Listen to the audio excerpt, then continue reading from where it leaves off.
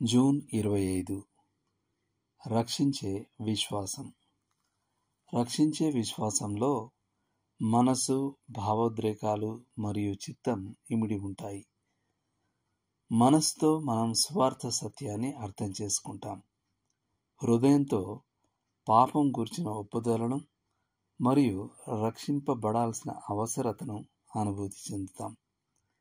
కానీ మన చిత్తాన్ని ఉపయోగించి మనల్ని ప్రభువుకు అప్పగించుకున్నప్పుడు మాత్రమే రక్షణ ప్రక్రియ పూర్తవుతుంది. విశ్వాసం అంటే కొన్ని సిద్ధాంతాలకు, అవి ఎంత సత్యమైనవి అయినప్పటికీ, మానసికంగా సమ్మతించడం కాదు.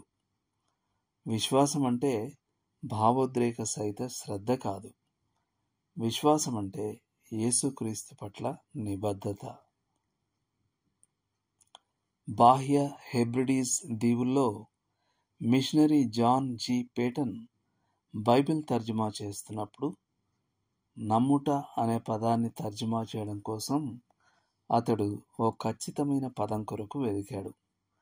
చివరకు అతనికి అది దొరికింది. ఆ మాటకు అర్థం మీ మొత్తం బరువంతా మోపడం. రక్షించే విశ్వాసం అంటే అది. మీ భారమంతా యేసుక్రీస్తుపై మోపడం.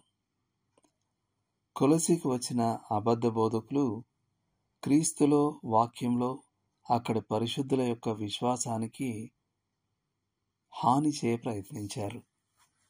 ఇదే రకమైన హాని నేడు కూడా కొనసాగుతోంది.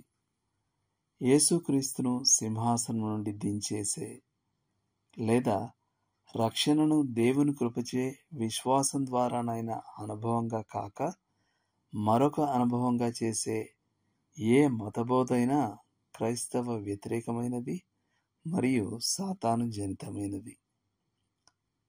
నేటి వచనం: ఆయన యందు వేరుపారిన వారై ఇంటి వలె కట్టబడుచు మీరు నేర్చుకున్న ప్రకారంగా విశ్వాసమందు స్థిరపరచబడుచు కృతజ్ఞతాస్తుతులు చెల్లించుటయందు విస్తరించుడి.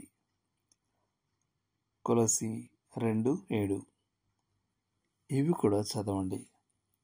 కొలసీ 2:3-10 వరకు, ఎఫెసీ 2:8-10 వరకు, రోమా 5:1-2 వచనాలు. చేయాల్సిన పని: యేసుక్రీస్తు పట్ల మీకున్న నిబద్ధతను పరీక్షించుకోండి. మీరు మీ భారమంతా, అంటే మీ మనసు, భావోద్రేకాలు మరియు చిత్తం ఆయనపై వేస్తున్నారా? అలాగైతే క్రైస్తవునిగా మీకున్న గొప్ప ఆధిక్యతలకై ఆయనకు కృతజ్ఞతలు చెల్లించండి. అనుదినం ఆయన వాక్య పఠనం మీ విశ్వాసం నిలకడైనది మరియు స్థిరమైనదిగా మారేలా మీకు నిశ్చయతనిచ్చి ఎదగడాన్ని ప్రోత్సహిస్తుంది. దేవుడు మిమ్మును దీవించును గాక. ఆమేన్.